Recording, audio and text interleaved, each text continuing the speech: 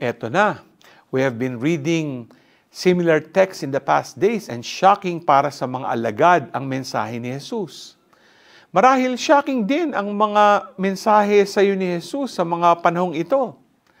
Kung babalikan natin ang ating gospel kahapon, sinasabi ni Jesus na siya ang pagkain na nagbibigay buhay.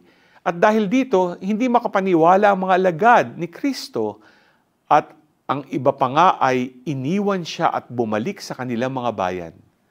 Marahil nawala na sila ng pasensya at inakalang nababaliw na si Jesus.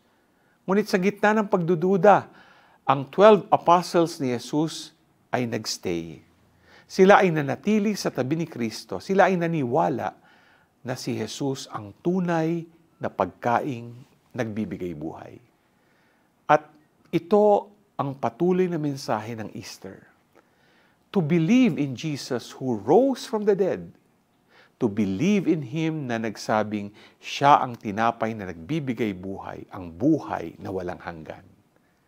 Hinahamon din tayo to believe na kung magiging patient lamang tayo sa mga pangyayari sa ating buhay. Not rushing kahit shocking ang situation, we can boldly stay with Jesus, sticking to His way of life, and confidently look forward to the eternal life that He promised. G ka ba?